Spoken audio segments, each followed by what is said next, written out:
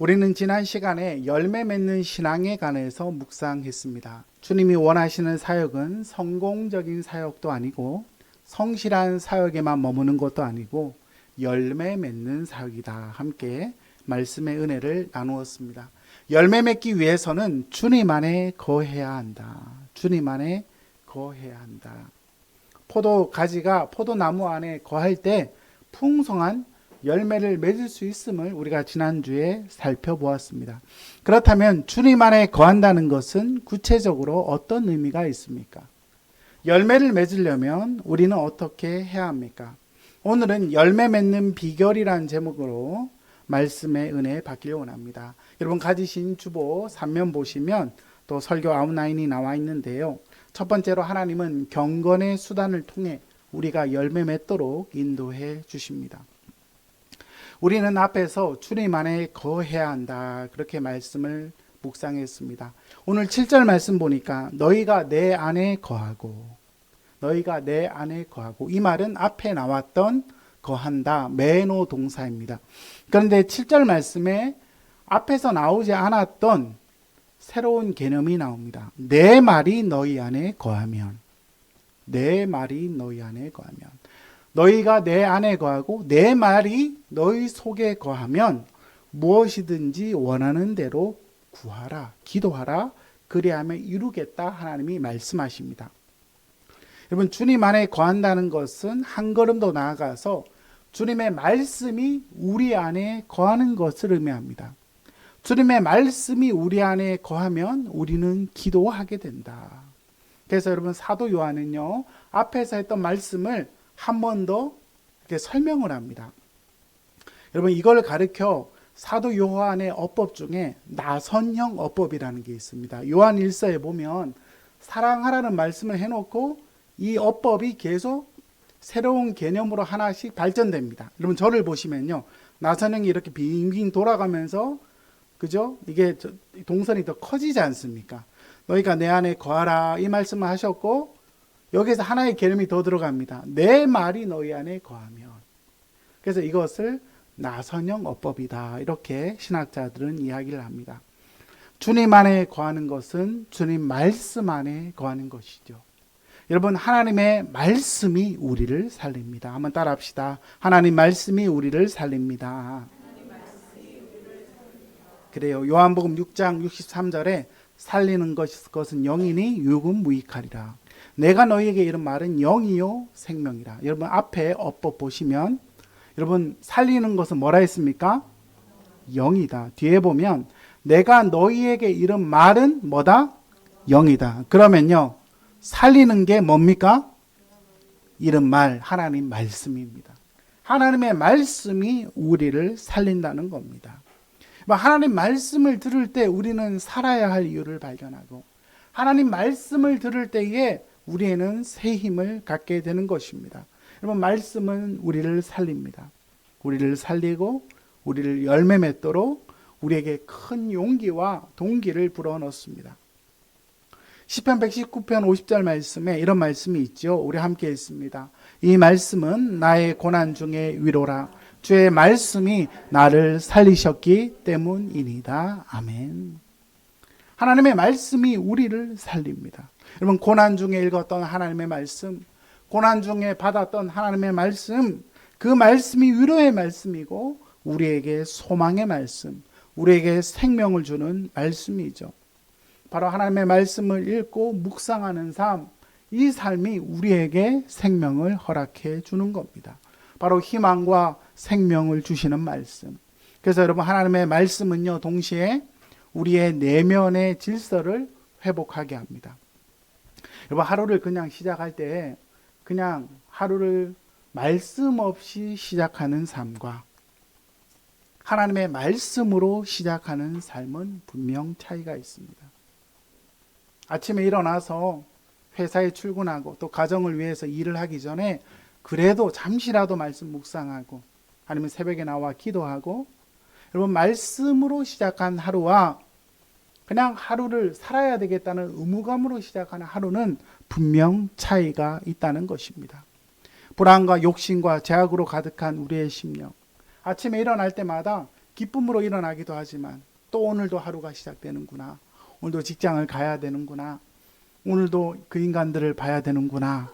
그렇게 하루를 시작하는 것과 하나님의 말씀을 통해서 나에게 위로와 소망을 주고 우리에게 맡겨진 사람들을 사랑하라는 하나님의 언약의 말씀을 받고 시작하는 하루는 분명 차이가 있다는 것이죠.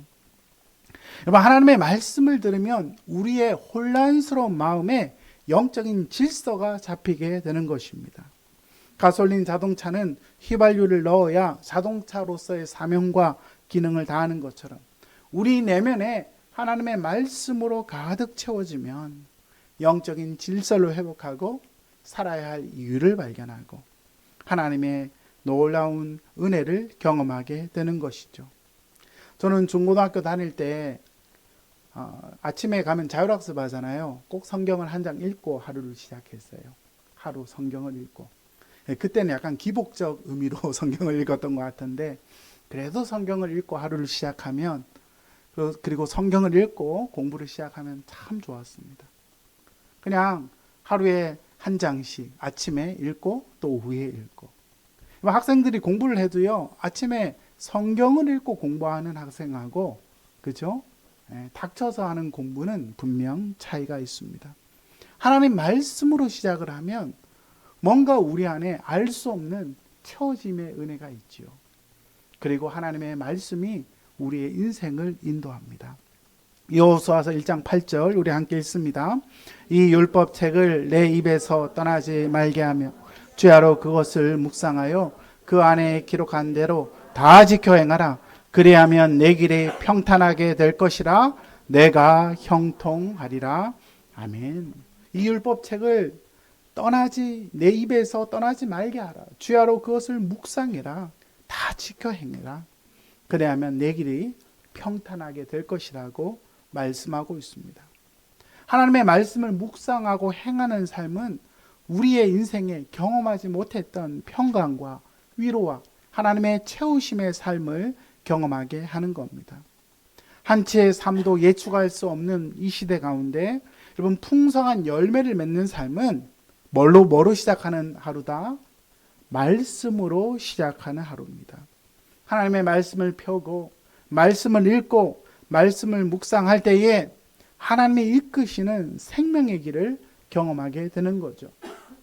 하나님의 말씀을 묵상할 때에 우리 안에 놀라운 통찰력을 주시고 또 아이디어를 주시고 하나님의 말씀이 우리를 인도하는 새로운 삶을 경험하게 되는 겁니다. 여러분, 말씀은 하나님 그 자체이십니다. 그리고 말씀은 곧 예수 그리스도이십니다. 우리가 말씀 안에 거할 때 말씀이 우리를 살리고 우리의 내면에 기쁨을 주고 살아가야 할 이유를 발견하게 되죠. 그리고 말씀이 우리 안에 가득하면요, 기도하고 싶은 마음이 생깁니다. 여러분, 두 번째로 기도함으로 우리가 열매를 맺는다는 겁니다. 우리 주님 말씀하시기를 내 말이 너희 안에 거하면 무엇이든지 원하는 대로 뭐하라? 구하라. 여러분, 무엇이든지 원하는 대로 구하라. 그리하면 하나님이 이루어 주신다 말씀합니다. 말씀을 묵상할 때 기도하게 됩니다. 하나님은 말씀을 통해 우리에게 말을 걸어 오시고요. 그 말씀을 묵상하다 보면 우리는 또 하나님께 말을 걸게 되는 것이죠. 요한복음 15장 7절에 무엇이든지 원하는 대로 구하라. 그래서 내가 원하는 대로 기도하면 다 이루어 주신다. 그 뜻이 아닙니다. 말씀이 우리 안에 거해서 주님과 연합 가운데 있을 때에 무엇이든지 원하는 대로 구하라. 이런 뜻입니다. 말씀을 묵상하면 하나님이 전능한 분인지 얼마나 놀라운 분인지를 알게 됩니다. 말씀에 근거해서 기도하게 되고요. 말씀에 근거해서 하나님께 말을 걸게 되는데 그것이 바로 기도입니다. 그래서 여러분, 새벽 기도회를 오시면 꼭 말씀을 잠시 듣고 기도를 합니다.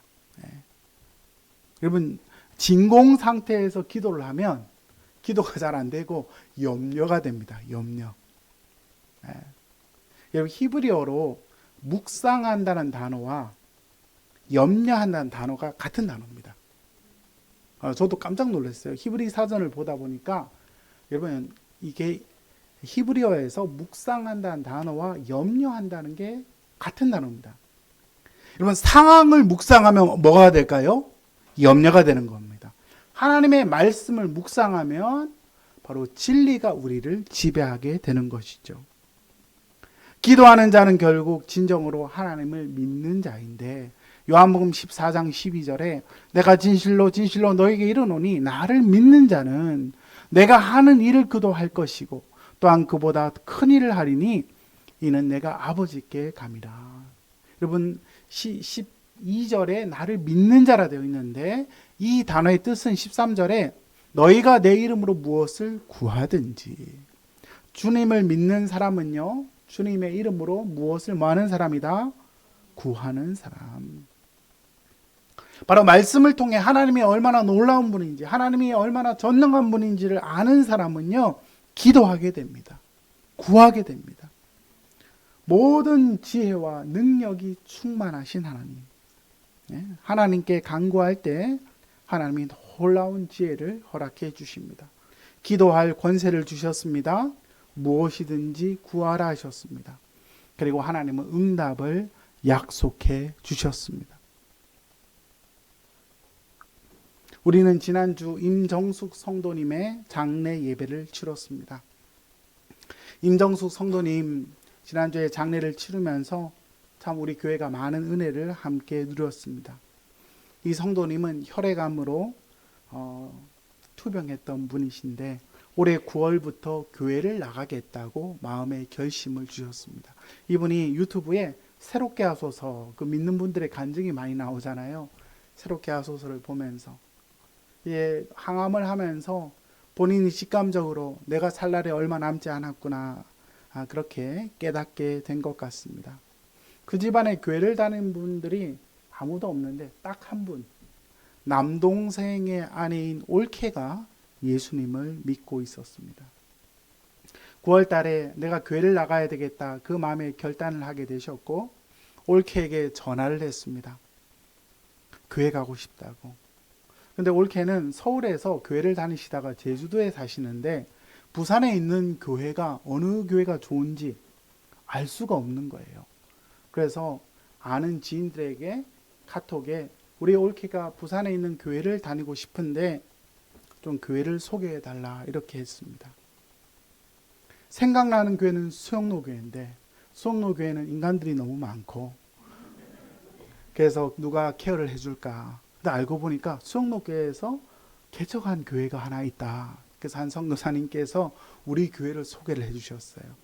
그래서 10월 20날 우리 교회 와서 저기 뒷자리에서 예배를 드리셨고, 사실 온몸이 아프셨기 때문에 나중에 일어서 예배를 드리셨고, 그리고 제 앞자리에서 같이 식사를 했는데 식사를 하시면서 밥을 얼마나 잘 드시는지. 여러분, 암 환자들이 밥을 잘 먹으면 참 좋은 일입니다.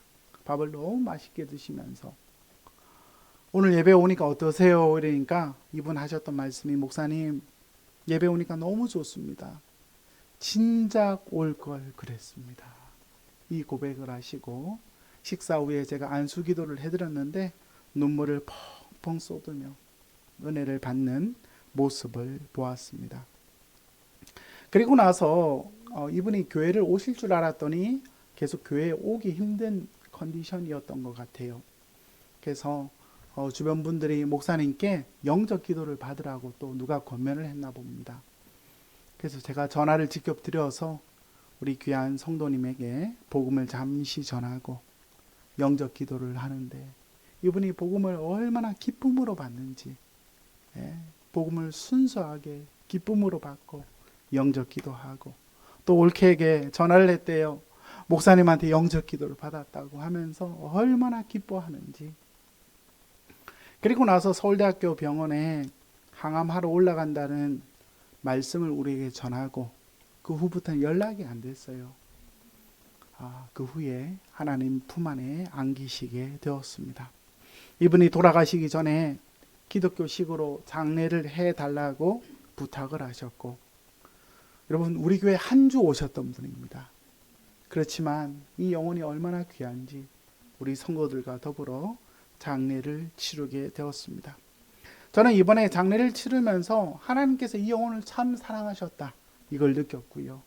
두 번째는 온 친족들이 또 많이 기도하시는 분들이 이분을 위하여 기도하고 있었는데 무엇보다 남동생의 아내인 올케가 이 가정의 구원을 위해서 늘 기도하셨던 것을 알게 되었습니다.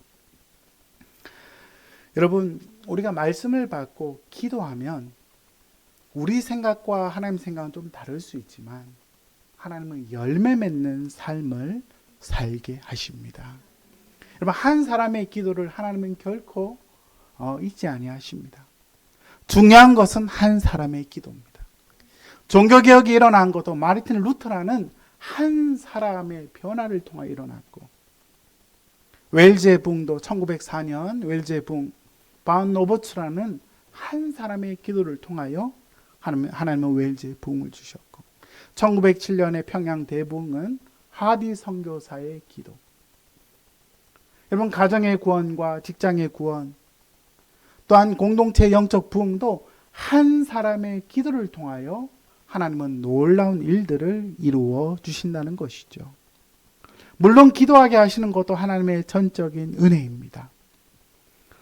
그러나 우리가 열매 맺는 삶을 위해서 늘 말씀을 묵상하고 기도하는 삶 속에서 하나님은 풍성한 열매를 맺게 하신다는 겁니다. 여러분, 가족 구원을 위하여 우리가 기도할 때 때로 낙심이 될 때가 있지요. 우리 한국에서 참 유명한 문학가였던 이어령 박사님, 장관도 하셨고 대학 교수도 하셨고, 이어령 박사님 그분 딸 이민아 목사님 변호사였는데, 이분이요 1992년부터 이 아버님 구원을 위하여 기도했는데 12년 동안 기도해도 변화가 없었대요. 근데 여러분, 이렇게 가족의 구원을 위해서는 우리가 좀 기도를 많이 해야 되는 것 같습니다. 그렇지만 하나님의 때에 이어령 박사님이 결국 딸의 암 투병을 보면서 주님께 나오게 됐고, 또 이어령 박사님이 하영조 목사님 살아계실 때 온누리교회에서 세례를 받으시고, 나중에 그의 말년은 하나님의 복음을 간증하시는 또 그런 글들을 많이 쓰신 것을 우리가 기억합니다. 여러분, 내 기도가 때로 작은 것 같습니다. 내 기도가 미약한 것 같습니다. 그러나 주님의 말씀이 우리 안에 거하고, 또한 우리가 하나님께 구하면 하나님은 반드시 하나님의 때에 놀라운 응답으로 역사해 주시는 것입니다. 그러면 세 번째로, 이렇게 열매를 맺으면 하나님께서 영광을 받아 주십니다. 열매를 맺음으로 우리는 예수님의 제자가 됩니다. 8절 말씀을 원문의 근거에서 번역을 하면, 여러분 8절 말씀, 너희가 열매를 많이 맺으면 내 아버지께서 영광을 받으신다 되어 있는데, 여러분 뒤에 제자가 된다는 말씀이 있죠. 원문에는 제자가 된다는 말씀이 먼저 나오고, 이 결과로 총체적으로 하나님이 영광을 받으신다 이렇게 되어 있습니다. 열매를 많이 맺으면 어떻게 된다? 예수님의 제자가 됩니다. 아멘. 예수님의 제자가 된다는 것은 열매를 맺는 사람입니다. 공부를 많이 한다 이게 아니고요, 열매를 맺어야 진짜 제자입니다. 말씀과 기도를 통해 하나님의 풍성함에 열매를 맺는 사람, 그 사람이 진짜 제자죠. 주님을 위해 얼마나 위대한 일을 했는가, 얼마나 성공했는가, 그것은 중요하지 않습니다. 우리가 주님과 친밀한 관계 속에서 말씀으로 열매 맺는 삶, 기도하는 삶, 하나님의 뜻을 이루는 삶이 바로 주님이 기뻐하시는 삶입니다. 요한복음 8장 31절 우리 함께 읽습니다. 그러므로 예수께서 자기를 믿은 유대인들에게 이르시되 내 말에 거하면 참으로 내 제자가 되고 진리를 알지니 진리가 너희를 자유롭게 하리라. 아멘. 너희가 내 말에 거하면, 우리가 하나님 말씀에 거하면 우리가 어떤 사람이 된다? 제자가 된다. 말씀이 우리를 지배할 때 우리는 주님의 제자가 됩니다. 여러분, 헬라어로 제자가 된다는 단어는 여러분 제자 마테테스는 배운다란 만단어에서 나왔습니다. 주님의 제자는 배우는 사람이에요. 하나님의 말씀을 읽고 묵상하는 사람. 여러분, 지난주에 우리 교회가 이제 리딩 지저스 일독을 다 했습니다. 예. 한 해 동안 또 성경을 열심히 또 읽은 분들 축복합니다.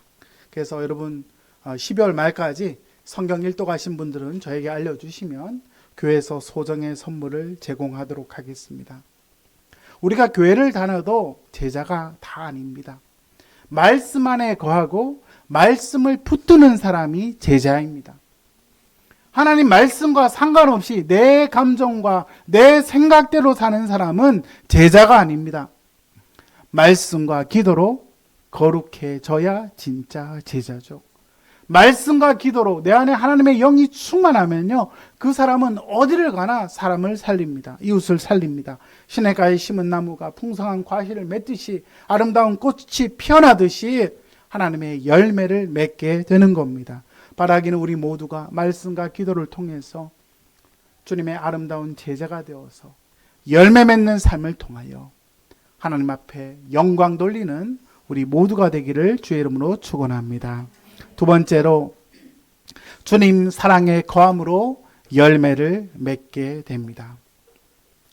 여러분, 주님 안에 거한다는 것은 주님 사랑 안에 거한다는 겁니다. 8절 말씀 보시면 아버지께서 나를 사랑하신 것 같이 나도 너희를 사랑하였으니 나의 사랑 안에 거하라. 계속 거하라라는 매너한 단어가 나오는데 또 8절에는 나의 뭐 안에 거하라? 사랑 안에 거하라. 앞에서 제가 말씀드렸죠. 너희가 내 안에 거하라.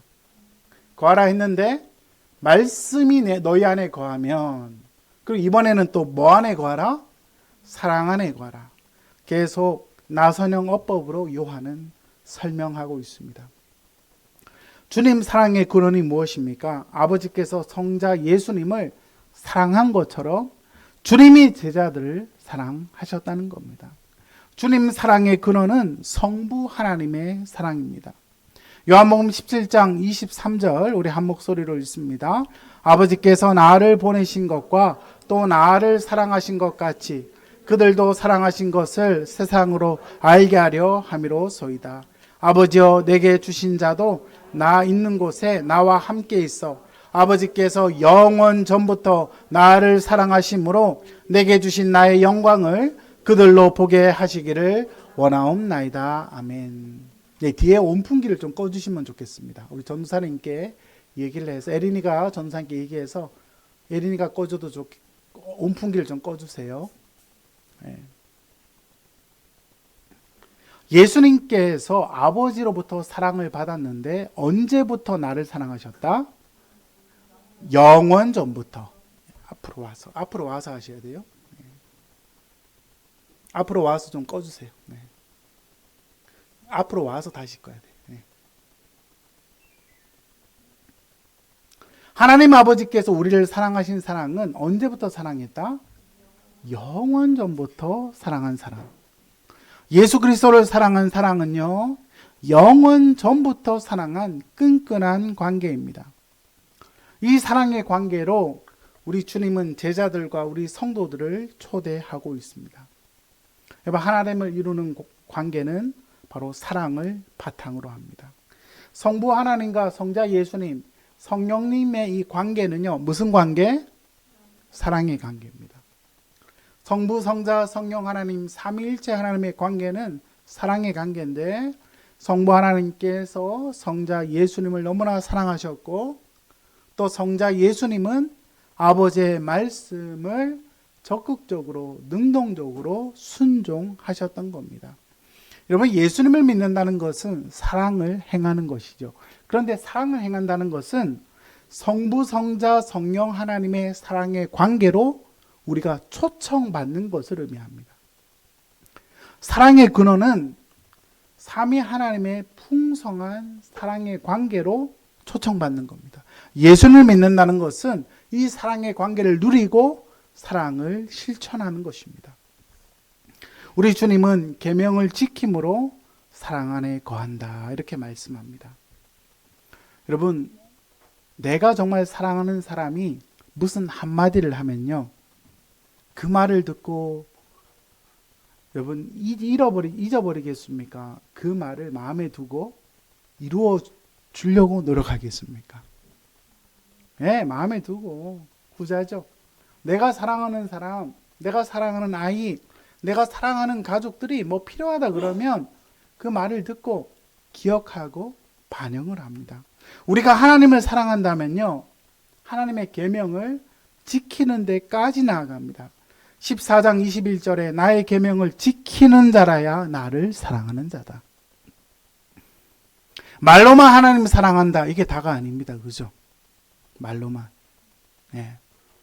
말로만 사랑한다. 연인 관계에서도 말로만 사랑한다는데 행함과 진실함이 전혀 없어. 그죠? 여러분, 누군가 뭐를 잘못했다. 근데 잘못했다 그러는데, 여러분, 애들도 그래요. 뭐를 잘못했는지 물으면 잘 대답을 못해. 그러면 여러분, 그건 진짜 사과가 아닙니다. 그렇죠. 지난주에 하여튼 국가적인 사과가 있었는데 그 사과가 진짜인지 참 여러분 의심합니다. 사람들은. 사랑한다는 말이 전부가 아니라 행함으로 나타나야 그게 진짜 사랑인 것이죠. 우리가 하나님을 사랑한다 해놓고 그 사랑을 실천해야 진짜 주님을 사랑하는 것입니다. 아멘. 우리 하나님을 믿는 하나님의 사람들은 말씀을 마음에 두고 말씀을 지키고 말씀을 순종함으로 말미암아 내 삶 속에 하나님의 뜻이 나타나게 하는 것, 그것이 진짜 예수 믿는 사람의 삶인 것입니다. 교부 터틀리아누스는 그런 말을 했습니다. 그리스도인들이 얼마나 서로 사랑하는지 보라. 그들은 서로 위에 목숨을 버릴 각오가 되어 있다고 그는 말합니다. 초대교회 당시 역병이 돌 때마다 여러분 버려진 아이들을 이렇게 우리 기독교인들이 모아서 키웠다 그래요. 로마인들은 역병이 돌면, 우리가 코로나 팬데믹 이후에 고대 사회에서 전염병이 돌 때 어떻게 기독교인들이 행동했는가, 이 관심이 많이 가서 제가 초대교회 자료들 또 중세 종교개혁 시대의 자료를 찾아보니까 여러분 아이들을 그냥 길가에 내버립니다. 그때 그 아이들을 집에 데려와서 여러분 치료해주고 씻겨주고 먹여주고 했던 사람들이 누구였다? 기독교인들. 그래서 로마가 결국 기독교의 그 아름다운 사랑의 실천에 감동을 받아서 나중에 로마의 국교가 기독교가 되지 않습니까? 물론 그것 자체가 또 문제가 되기도 했습니다만 어쨌든 하나님의 사랑을 실천하는 삶은 민족을 바꾸고 세상을 바꾸게 되는 것입니다. 이 땅에 왔던 우리 선교사님들, 우리 민족을 너무나 사랑했던 선교사님들, 140여 년 전에 이 땅에 와서 젊음과 열정을 바쳤던 우리 선교사님들, 초대 한국교회에 왔던 선교사님들 중에 여러분 캐나다와 미국의 의과대학을 졸업했던 의사선생님들이 많았습니다. 오늘 오면서 우리 아이들하고 얘기를 하는데, 아빠 나는 하여튼 간호나 의학 쪽하고는 좀 거리가 먼 것 같다. 저도 그렇거든요. 여러분 저는요, 이렇게 누가 간호사 선생님들이 피를 뽑는데 보질 못합니다. 저는 개구리 배를 짤 때도 보질 못했어요. 우리 집안은 그쪽하고는 거리가 먼 것 같아요. 여러분 의과대학을 아무나 가는 거 아니잖아요. 전국에서 1% 성적 안에 들어야 의과대학 가잖아요. 우리 한국에 왔던 선교사님들이 본국에서 얼마나 떵떵거리며 잘 먹고 잘 살 수 있었던 분들인지 우리가 충분히 추측할 수 있습니다. 본국에서 그 풍요롭고 행복한 삶을 내려놓고 예수 그리스도의 복음을 위하여 자신을 던졌던 수많은 선교사님들. 여러분 지금은요 우리 한국이 살기가 좋잖아요. 외국인들이 한국 와서 관광하는 것도 너무 좋아하고 한국을 다 신기해하지 않습니까? 근데 여러분 1970, 80년대만 해도요 시골에 가면 그렇게 냄새가 났어요. 여러분 기억하세요? 화장실에 있는 거시기를 비료로 써가지고요 그렇게 냄새가 많이 났습니다. 선교사들의 기록에 의하면 한국은 어디나 냄새가 많이 난다. 조선만의 사람들이 깨끗했겠습니까? 화장실에 있는 거와 비슷한 게 밥상에도 올라와 있다. 된장이 그렇게 생겼잖아요. 그래서 여러분 조선에 왔던 선교사들은요 냄새나고 더럽고, 그리고 우리 캐나다, 미국에서 왔던 선교사님들은 키가 저보다 더 큰 롱다리들인데 여러분 방에 다리를 펴고 잘 수가 없는 거예요. 조선인들은 쇼다리라 방이 짧아요. 그러니까 방에 잠을 자도 다리를 꺾고 자니 얼마나 불편했겠습니까? 아이를 낳아서 풍토병에 걸려 죽기도 하고. 그렇지만 그들이 조선에 와서 전하고자 했던 것은 바로 하나님의 사랑. 그 사랑으로 미개했던 조선에 우슬이 전파되고 여성의 인권이 회복이 되고 또 여러분 노예 제도가 없어지고 하나님의 복음의 역사가 나타나게 된 것입니다.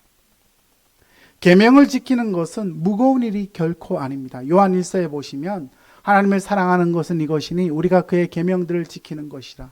그의 계명들은 뭐한 것이 아니다? 무거운 것이 아니다. 마태복음 11장 말씀해 보니까 나는 마음이 온유하고 겸손하니 나의 멍에를 메고 배우라. 그리하면 너희 마음이 쉼을 얻으리니 이는 내 멍에는 쉽고 내 짐은 가벼움이라. 여러분 계명을 지키는 게 무거워 보입니다. 그렇지만 주님은 그렇지 않다 말씀합니다. 하나님 말씀에 순종하는 것이 쉼을 얻는 거고요. 하나님 말씀대로 사는 삶이 우리를 자유롭게 하고요. 우리를 회복시킵니다.